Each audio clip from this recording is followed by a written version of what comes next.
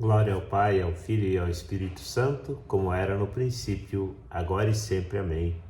Lucas 14, 1 ao 6.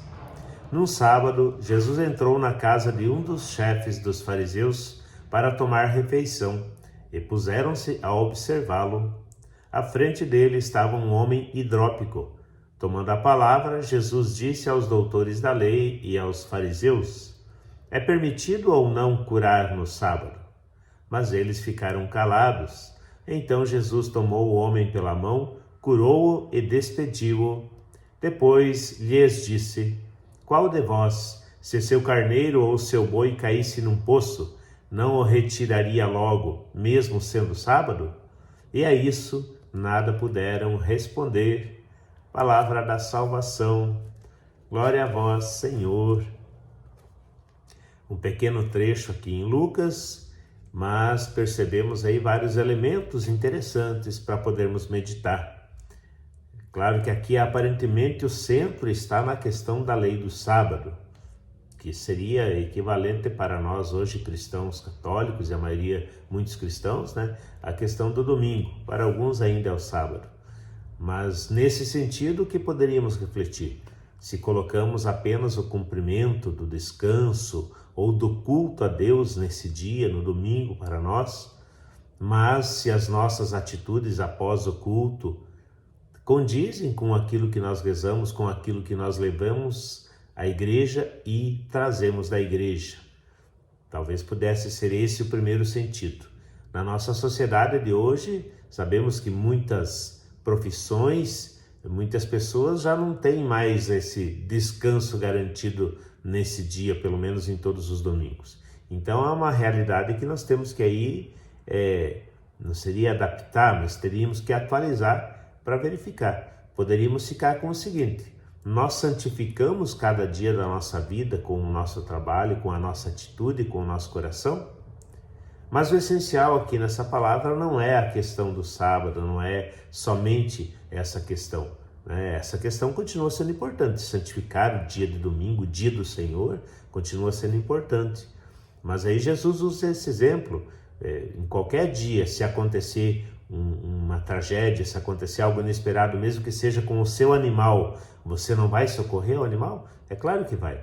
Então parece até básico, parece até muito racional e muito rasa essa questão quando nós olhamos assim.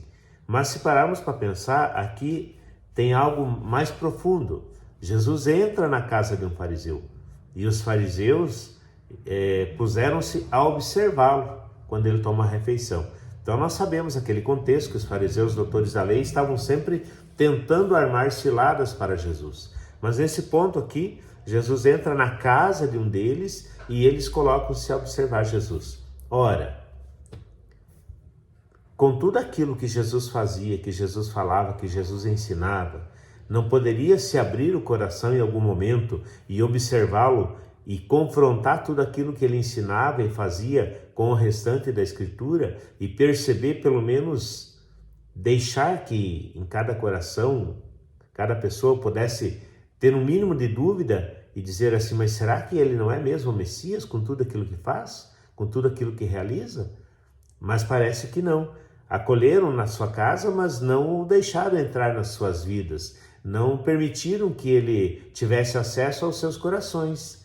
Então, o essencial, parece que hoje nessa leitura, é isso, é receber Jesus na sua casa, receber a visita de Jesus, mas não abrir o coração, não abrir a vida para acolher a sua mensagem, a sua palavra e os seus sinais. Veja, ali na frente deles realizou outros sinais, preferiram, no entanto, olhar uma outra circunstância, que era dia de sábado, ao invés de olhar tudo aquilo que ele realizava, todo o contexto e tudo aquilo que ele pregava. Será que nós, na nossa vida, estamos permitindo também que Jesus entre, participe, que nós mesmos possamos fazer uma experiência de caminhar com ele nas pequenas coisas, em tudo aquilo que realiza? Ou será que nós também estamos na nossa vida presos apenas ao ritual, apenas à observância de alguns mandamentos, apenas à observância de algumas leis, de alguns preceitos, mas no fundo não estamos tendo-o como amigo, como irmão, como Senhor, como aquele que caminha conosco.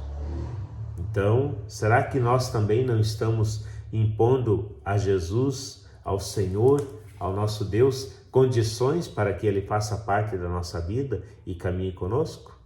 Então fica para nós essa pergunta hoje, né, diante da atitude dos fariseus, se eu estou sendo aberto para a ação de Deus e para a presença de Deus em minha vida, ou se eu também estou colocando barreiras e condições para Ele participar e ser realmente o meu Senhor e o meu Deus. Um dia abençoado para você, até o próximo encontro.